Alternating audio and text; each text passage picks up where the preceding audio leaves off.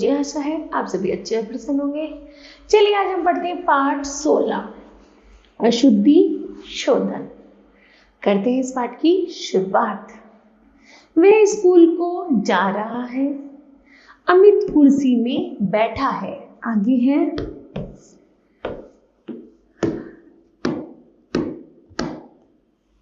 चाचा नेहरू प्रथम प्रधानमंत्री थे देश के। मरीज को पकाकर सूप पिलाओ। ठीक है। उपरोक्त दिए गए वाक्यों में अशुद्ध उच्चारण तथा वर्णक्रम संबंधी गलतियां हैं, इसलिए वाक्य अटपटे लग रहे हैं।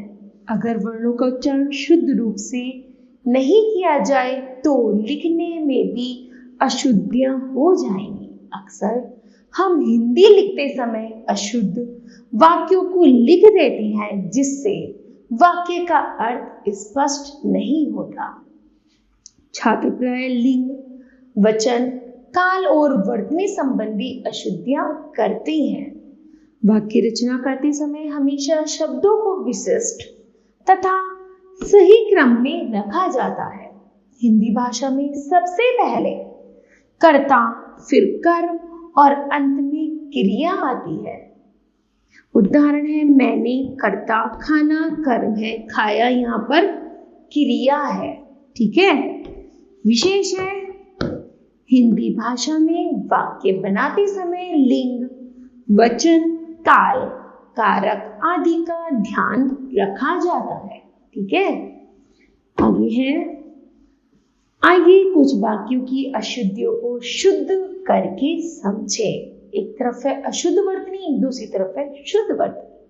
करते इसकी शुरुआत। अशुद्ध वाक्य है यह कपड़े की दुकान है, शुद्ध वाक्य है यह कपड़ों की दुकान है। मोहित घर गया और सोया, मोहित घर गया और सो गया। उसने बच्चा रुलाया, उसने बच्चे को रुलाया। राम लक्ष्मण सीता वन को गई, राम लक्ष्मण सीता वन को गए। तुम्हारी बात सुनते सुनते मैं थक गया। तो कहे तुम्हारी बातें सुनते सुनते मैं थक गया। फिर है मैंने घर जाना है, मुझे घर जाना है। पिताजी आए हैं, पिताजी आए हैं। मैंने महात्मा जी का दर्शन किया, तो मैंने महात्मा जी का दर्शन किए।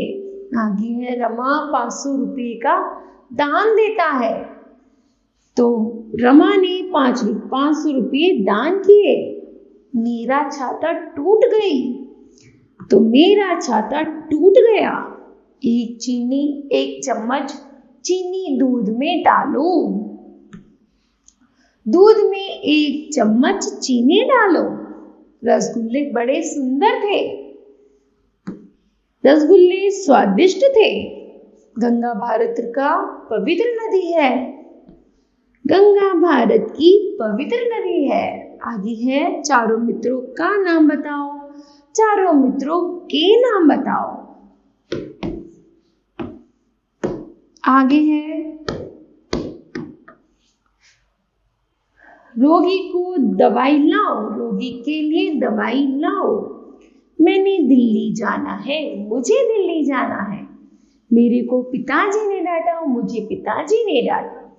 सभी ने सबका काम कर दिया, सबने अपना काम कर लिया।